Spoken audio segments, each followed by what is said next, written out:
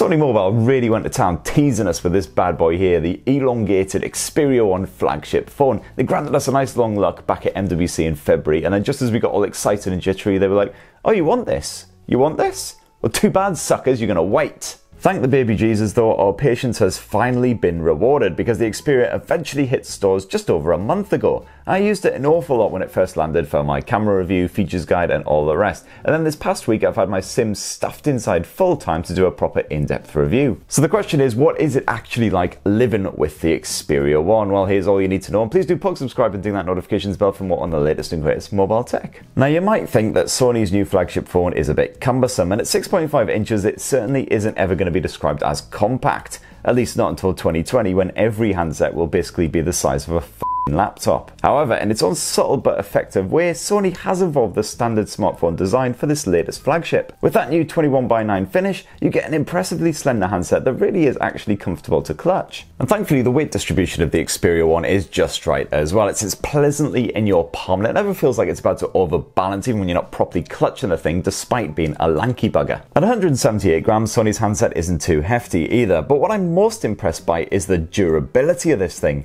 A generous slathering of Gorilla Glass 6 plating on both the front and the back means that the Xperia 1 shrugs off pretty much any kind of punishment. After plenty of abuse, those shiny surfaces are still close to pristine. The only damage I can find is that tiniest sliver of a scratch up near the very top of the screen, which, believe me, was an absolute ball ache to actually capture on camera.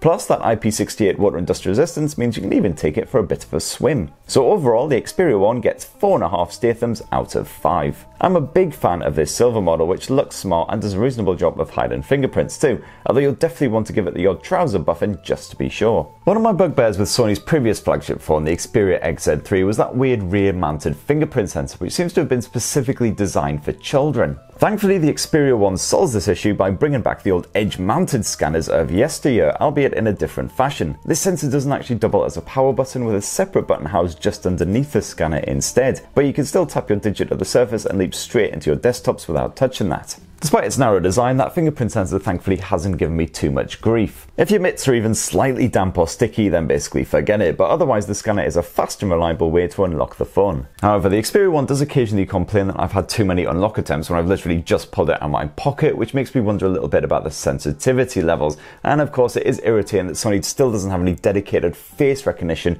on its smartphones. You do get that trusted faces gump that's built into Android, but frankly, it's inferior to most third-party efforts from the likes of Huawei and Samsung, and apparently it's easy to fool anyway, so that thing can basically go do one. Now, Sony's flagship phones have always been on top for media shenanigans, and the Xperia 1 does not disappoint. Do you like movies? Well, you'll bloody love that 6.5-inch OLED screen with its cinematic style 21:9 aspect ratio. Supported content is beamed at your face in glorious 4K resolution with full HDR support, and Sony's clever upscaling means that even bog standard video will be spruced up to appear sharper and more natural. You also have the optional creator mode for supported flicks, a trick that's migrated from Sony's Bravia TVs to produce colours and contrast as the director intended. Films streamed over the likes of Netflix definitely have a different look and feel with this mode active. To be honest, it's not necessarily any better though. This is definitely one for the cinephiles and wannabe directors only. Personally, I find that in my day-to-day existence I spend more time streaming music than watching movies on my smartphone, and again, in the audio department, the Xperia 1 is the perfect companion, as long as you didn't actually want a headphone jack or anything. No worries on that front though, because Sony's excellent LDAC and aptX HD support means you can expect perfect clarity and punchy sound when using a Bluetooth headset. Occasionally the sound can get a little bit jittery if you're in a really busy central London location or whatever, and also depending on obviously the headset you're using. But if that's the case and it's an LDAC or aptX HD supported headset, all you need to do is jump into the audio settings and then go to wireless playback quality, and you can actually switch it to best effort, which limits the bitrate in order to provide a nice, smooth, stable connection. It's a fantastic feature. And that right there is just one example of Sony's super smart software elevating the Xperia 1 beyond most other flagships. This near stock Android interface hides quite a few clever bonus features, some of which you might not even know exist. For instance, the much needed one-handed mode. Yeah, the Xperia's lanky design means that reaching right up that display isn't just a serious test of your dexterity, it's a serious threat to your finger joints. So shrink and down is an absolute must at times. Thankfully, you can also drag down the notifications bar from anywhere on screen, which is a massive relief too. And then there's classics like remote play for streaming PS4 games to your smartphone, handy if the telly has been commandeered by your sprog, so you can escape the Paw Patrol marathon and go kill things in the bedroom instead. And I definitely recommend streaming a bit of Resident Evil 7 when you're in the toilet if you're feeling a bit constipated. And that cinematic style display isn't just fantastic for your movies, it's also great for a bit of side-by-side multitasking as well. Each app gets plenty of space in this split screen mode, and you can even smash out messages while watching a video, something that would be way too clunky on most other mobiles. Of course, it's not all roses and hand jobs on the software front. There are quite a few pointless bits packed in there as well. That side sense nonsense is still basically a waste of time, as is the dynamic vibration system. But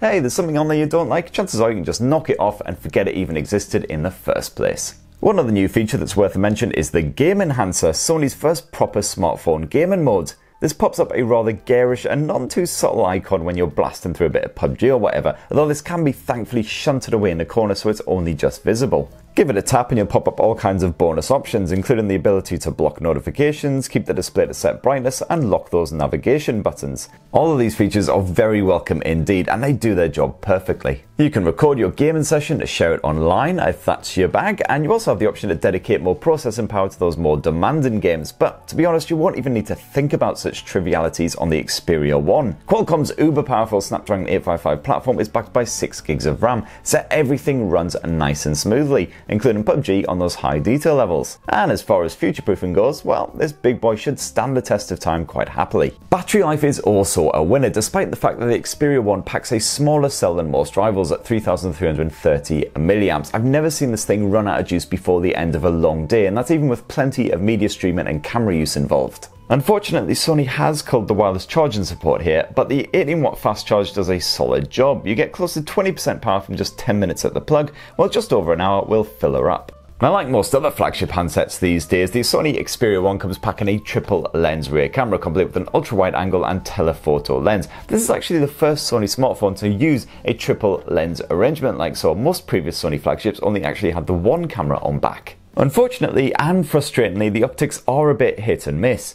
Sony has added in some truly brilliant features such as the excellent eye tracking using the SmartFit's Alpha camera division, which means that even hyperactive subjects like the aforementioned Paw Patrol loving child are captured cleanly. Unfortunately, the Xperia 1 does struggle in HDR and low light situations at times, certainly compared with many rivals such as the Huawei P30 Pro. I've definitely found that if you like to take control and experiment a bit more with your smartphone camera, then you'll get a lot more out of the Xperia 1's optics than if you just want to rely on the auto mode, for instance, especially using handy little apps like the Cinema Pro. This is basically a full-on manual mode for your video, but it goes far beyond that with a series of professional filters to give your home movies a very distinctive cinematic vibe, plus easy on-the-fly editing. The results are rather tremendous, especially with that authentic 21:9 finish. Using just this handset and with a bit of practice, anyone can capture a video worthy of an indie director using a dedicated setup. You can see my full verdict on the Xperia 1's camera performance in my in-depth review, and I've also compared it to the Galaxy S10 Plus and the Huawei P30 Pro, two of its biggest rivals in 2019. And that right there is my full Sony Xperia 1 review. As you can see, not quite a perfect device, but certainly very distinctive, and it's got a lot of key unique features that help to elevate it over a lot of its rivals, certainly in the realms of likes of the media chops. So are you tempted by the Xperia 1? And if not, what is it that is so unappealing about it? Definitely be great to hear your thoughts down in the comments below, and please do poke subscribe and ding that notifications bell for more on the latest and greatest tech. Cheers everyone, love you!